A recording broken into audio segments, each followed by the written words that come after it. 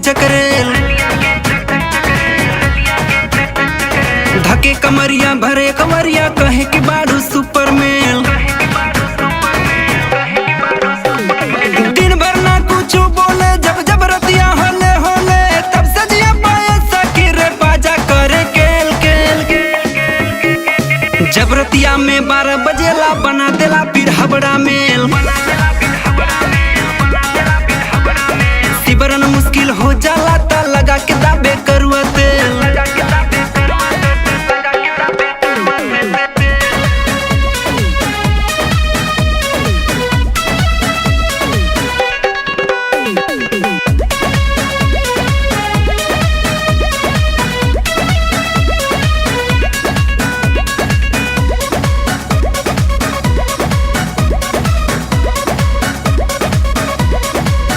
खाली जहरा में घरे यहावता बाकी वो निये बिता देता रे। थोड़ा सावर बा बाकी पावर बा प्लेटफार्म हिला देता रे। खाली जहरा में घरे यहावता बाकी वो निये बिता देता रे। थोड़ा सावर बा बाकी पावर बा प्लेटफार्म हिला देता रे।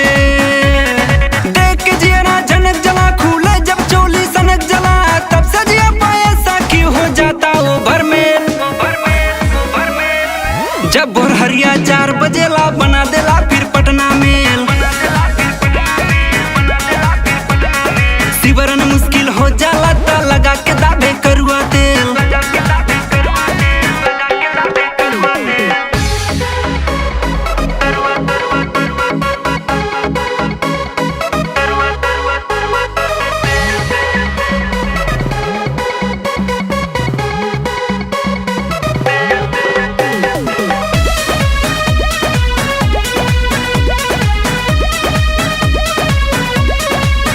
जब थकेला तबे हटेला ना त लड़ते रहेला सखी।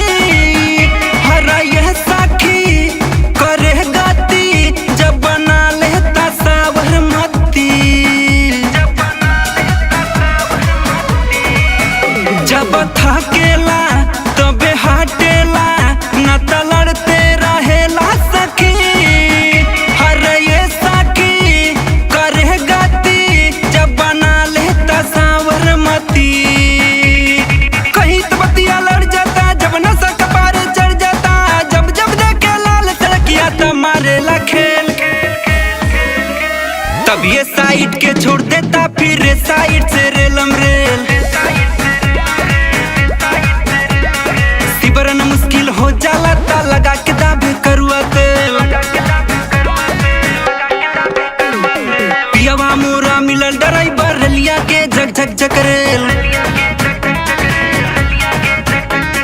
धके कमरिया भरे कमरिया कहे कि बाड़ू सुपर मेल। दिन भर ना कुछ बोले जब जब रतिया होले होले तब सजिया पाए सकी रे बाजा करे केल केल केल। जब रतिया में 12 बजेला बना देला फिर हबड़ा मेल।